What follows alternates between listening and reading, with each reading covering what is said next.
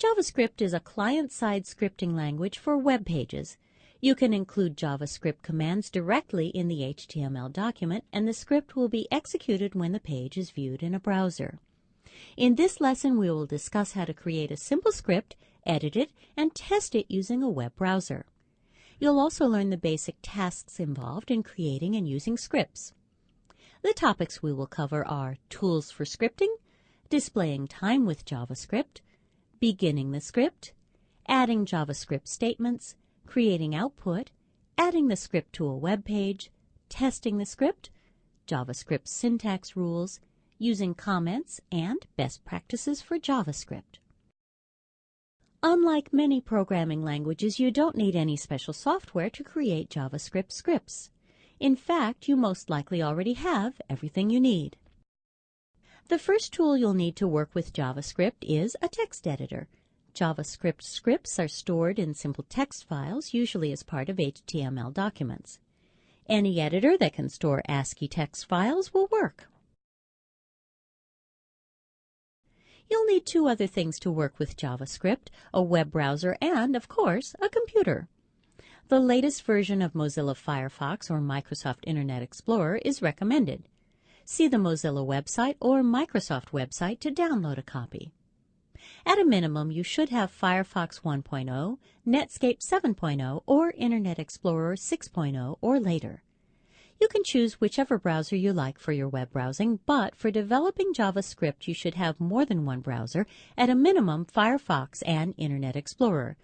This will allow you to test your scripts in the common browsers users will employ on your site. One very common and easy use for JavaScript is to display dates and times. Because JavaScript runs on the browser, the times it displays will be in the user's current time zone. However, you can also use JavaScript to calculate universal, or UTC, time.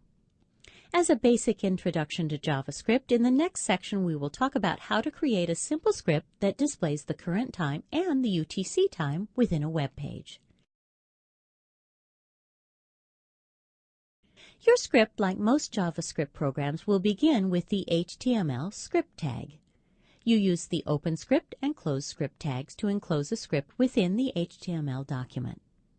When you begin creating your script, open your favorite text editor and type the beginning and ending script tags as shown here. Because this script does not use any of the new features of JavaScript 1.1 or later, you won't need to specify a version number in the script tag. This script should work with all browsers going back to Netscape 2.0 or Internet Explorer 3.0. Your script now needs to determine the local and UTC times and then display them to the browser. Fortunately, all of the hard parts, such as converting between date formats, are built into the JavaScript interpreter. When you begin the script, you will need to use a variable to store the current date. A variable is a container that can hold a value, a number, some text, or, in this case, a date. When you start writing the script, you will need to add the following line after the first script tag. Be sure to use the same combination of capital and lowercase letters in your version because JavaScript commands and variable names are case sensitive. This statement creates a variable called now and stores the current date and time in it. This statement and the others you will use in this script use JavaScript's built-in date object, which enables you to conveniently handle dates and times. Internally, JavaScript stores dates as the number of milliseconds since January 1, 1970. Fortunately, JavaScript includes a number of functions to convert dates and times in various ways, so you don't have to figure out how to convert milliseconds to day, date, and time. As you continue your script, you will need to add these two statements before the final close script tag. These statements create two new variables: local time, containing the current time and date in a nice readable format, and UTC time, containing the UTC equivalent. You now have two variables, local time and UTC time, which contain the results we want from our script. Of course, these variables don't do us any good unless we can see them. JavaScript includes a number of ways to display information, and one of the simplest is the document.write statement. The document.write statement displays a text string, a number, or anything else you throw at it. Because your JavaScript program will be used within a web page, the output will be displayed as part of the page. To display the result, add these statements before the close script tag. These statements tell the browser to add some text to the web page containing your script. The output will include some brief strings introducing the results and the contents of the local time and UTC time variables. Notice the HTML tags such as bold within the quotation marks.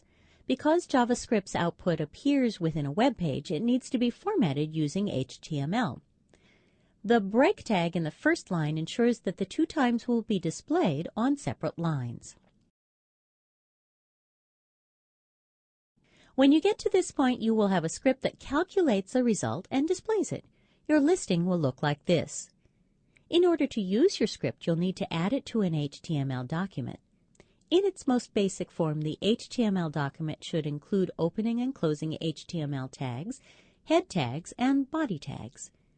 If you add these tags to the document containing your script along with a descriptive heading, you should end up with something like this. Once you have a complete HTML document, you should save it with the .htm or .html extension. If you want to test your script, you will need to load the HTML document you created in a web browser. Start Netscape or Internet Explorer and select Open from the File menu. Then you will need to click the Choose File or Browse button, then find your HTML file. After you've selected it, click the Open button to view the page. If you type the script correctly, your browser should display the result of the script as shown here. The only possible difference will be the result, which will match the setting of your computer's clock. A note about Internet Explorer 6.0 and above. Depending on your security settings, the script might not execute, and a yellow highlighted bar at the top of the browser might display a security warning. In this case, click the yellow bar and select Allow Blocked Content to allow your script to run. This happens because the default security settings allow JavaScript in online documents, but not in local files. Although the current script does indeed display the current date and time, its display isn't nearly as attractive as the clock on your wall or your desk. To change that, you can use some additional JavaScript features and a bit of HTML to display a large clock. In order to display a large clock, the hours, minutes, and seconds need to be in separate variables. Again, JavaScript has built-in functions to do most of the work.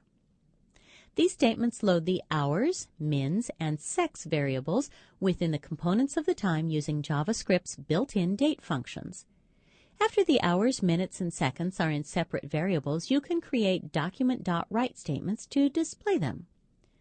The first statement displays an HTML H1 header tag to display the clock in a large typeface. The second statement displays the hours, mins, and secs variables separated by colons, and the third adds the closing font tag. You can add these statements to the original date and time script to add the large clock display. This shows the complete modified version of the script. After modifying your script, you will need to save the HTML file and open the modified file in your browser. If you left the browser running, you can simply use the Reload button to load the new version of the script. You will want to try it and verify that the same time is displayed in both the upper portion of the window and the new large clock. As you develop more complex JavaScript applications, you're going to run into errors from time to time. JavaScript errors are usually caused by mistyped JavaScript statements. To see an example of a JavaScript error message, you can modify the statement you added in the previous section. We'll use a common error, omitting one of the parentheses. We will change the last document.write statement in this example to this. You will need to save your HTML document again and load the document into the browser. Depending on the browser version you're using, one of two things will happen. Either an error message will be displayed, or the script will simply fail to execute. If an error message is displayed, you'll be halfway to fixing the problem by adding the missing parenthesis. If no error is displayed, you will need to configure your browser to display error messages so that you can diagnose future problems. In Netscape or Firefox, type JavaScript : into the browser's location field to display the JavaScript console. In Firefox, you can also select Tools, JavaScript Console from the menu, displaying the error message that was created in this example. In Internet Explorer, select Tools, Internet Options. On the Advanced page, uncheck the Disable Script Debugging box and check the Display a Notification about every script error box. If this is disabled, a yellow icon in the status bar will still notify you of errors. The error we get in this case is missing right parenthesis after argument list if you're using Firefox, or expected right parenthesis if you're using Internet Explorer, which turns out to be exactly the problem. Be warned, however, that error messages aren't always this enlightening. While Internet Explorer displays error dialog boxes for each error, Firefox's JavaScript console displays a single list of errors and allows you to test commands. For this reason, you might find it useful to install Firefox for debugging and testing JavaScript, even if Internet Explorer is your primary browser. Statements are the basic units of a JavaScript program. A statement is a section of code that performs a single action. For example, consider these three statements, each of which returns part of the current time. Although a statement is typically a single line of JavaScript, this is not a rule. It's possible to break a statement across multiple lines or to include more than one statement in a single line. A semicolon marks the end of a statement. You can also leave out the semicolon if you start a new line after the statement. If you combine statements into a single line, you have to use semicolons to separate them. In the basic scripts we've looked at so far, you've seen some JavaScript statements that have a section in parentheses like this. This is an example of a function. Functions provide a simple way to handle a task, such as adding output to a web page. JavaScript includes a wide variety of built-in functions. A statement that uses a function, as in our earlier example, is referred to as a function call. Functions take parameters, which are the expressions inside the parentheses, to tell them what to do. Also, a function can return a value to a waiting variable. For example, this function call prompts the user for a response and stores it in the text variable.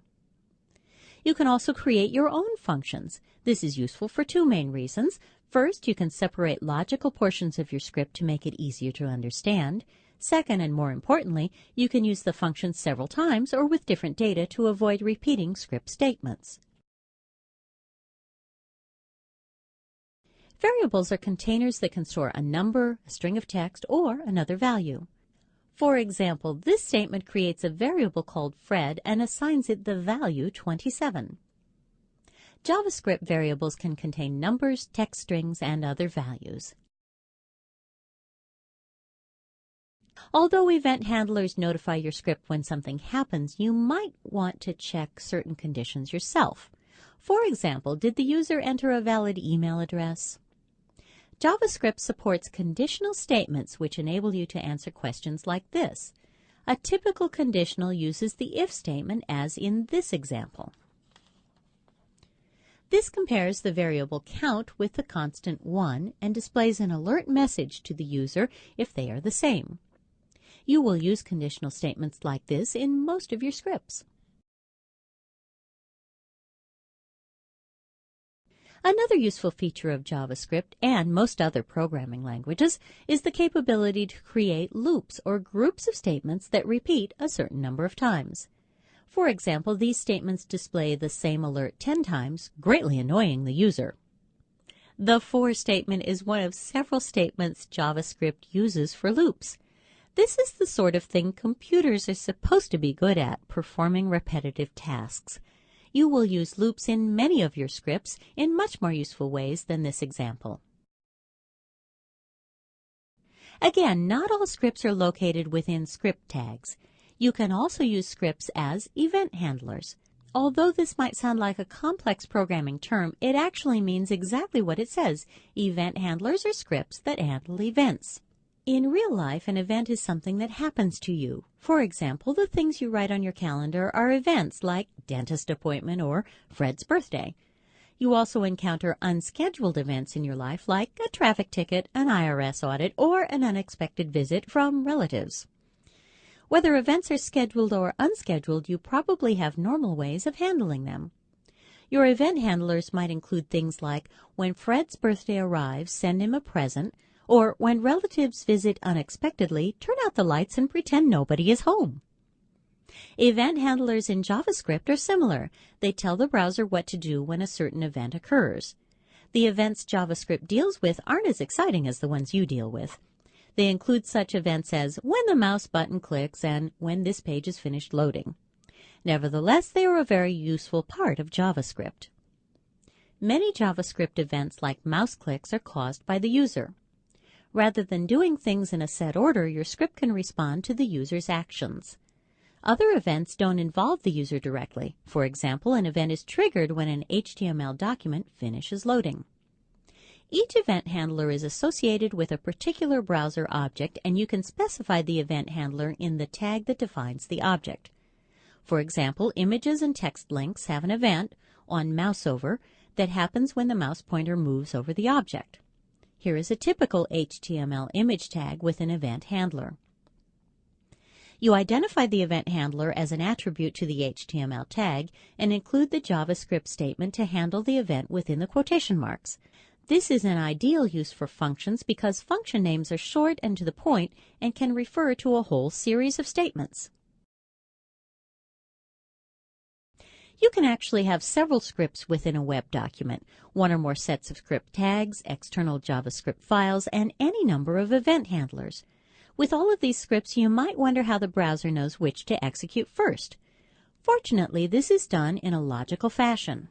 Sets of script tags within the head section of an HTML document are handled first, whether they include embedded code or refer to a JavaScript file. Because these scripts cannot create output in the web page, it's a good place to define functions for use later. Sets of script tags within the body section of the HTML document are executed after those in the head section while the web page loads and displays. If there is more than one script in the body, they are executed in order. Event handlers are executed when their events happen. For example, the onLoad event handler is executed when the body of a web page loads. Because the head section is loaded before any events, you can define functions there and use them in event handlers. JavaScript is a simple language, but you do need to be careful to use its syntax or the rules that define how you use the language correctly. There are a few basic rules you should understand to avoid errors. Almost everything in JavaScript is case sensitive. You cannot use lowercase and capital letters interchangeably. Here are a few general rules. JavaScript keywords such as for and if are always lowercase. Built-in objects such as math and date are capitalized. DOM object names are usually lowercase, but their methods are often a combination of capitals and lowercase. Usually capitals are used for all but the first word, as in to lowercase and get elements by ID. When in doubt, follow the exact case as it is used in this tutorial or another JavaScript reference. If you use the wrong case, the browser will usually display an error message. When you define your own variables, objects, or functions, you can choose their names. Names can include uppercase letters, lowercase letters, numbers, and the underscore character. Names must begin with a letter or underscore. You can choose whether to use capitals or lowercase in your variable names, but remember that JavaScript is case sensitive. Score, score, and score would be considered three different variables. Be sure to use the same name each time you refer to a variable. There is one more rule for variable names. They must not be reserved words. These include the words that make up the JavaScript language, such as if and for, DOM object names such as window and document, and built-in object names such as math and date. Blank space, known as white space by programmers, is ignored by JavaScript. You can include spaces and tabs within a line or blank lines without causing an error. Blank space often makes the script more readable. JavaScript comments allow you to include documentation within your script. This will be useful if someone else tries to understand the script or even if you try to understand it after a long break. To include comments in a JavaScript program, begin a line with 2 slashes as in this example. You can also begin a comment with 2 slashes in the middle of a line, which is useful for documenting a script. In this case, everything on the line after the slashes is treated as a comment and ignored by the browser. JavaScript also supports C-style comments, which begin with this character and end with this. These comments can extend across more than one line, as this example demonstrates. Because JavaScript statements within a comment are ignored, C-style comments are often used for commenting out sections of code. If you have some lines of JavaScript that you want to temporarily take out of the picture while you debug a script, you can add this at the beginning of the section and this at the end. You should be pretty familiar now with the basic rules for writing valid JavaScript. Along with following the rules, it's also a good idea to follow best practices. These next few practices may not be required, but you'll save yourself and others some headaches if you follow them. Use comments liberally. These make your code easier for others to understand and also easier for you to understand when you edit them later. They are also useful for marking the major divisions of a script. Use a semicolon at the end of each statement and only use one statement per line. This will make your scripts easier to debug. Use separate JavaScript files whenever possible. This separates JavaScript from HTML and makes debugging easier and also encourages you to write modular scripts that can be reused. Avoid being browser specific. As you learn more about JavaScript, you'll learn some features that only work in one browser. Avoid them unless absolutely necessary and always test your code in more than one browser. Keep JavaScript optional. Don't use JavaScript to perform an essential function on your site, for example, the primary navigation links. Whenever possible, users without JavaScript should be able to use your site, although it may not be quite as attractive or convenient. This strategy is known as progressive enhancement. To finish up this chapter, here's a simple example of an event handler. This will demonstrate how you set up an event, which you'll use throughout this program, and how JavaScript works without script tags. Listing 4.6 shows an HTML document that includes a simple event handler. The event handler is defined with the following onClick attribute within the anchor tag that defines a link. This event handler uses the built-in alert function to display a message when you click on the link. In more complex scripts, you will usually define your own function to act as an event handler. Here is the example in action. During this lesson, you learned how to write a simple JavaScript program and how to test it using a browser. You learned about the tools you need to work with JavaScript, which are basically an editor and a browser. You also learned how to modify and test scripts and what happens when a JavaScript program runs into an error, and you learned how to use scripts in separate JavaScript files.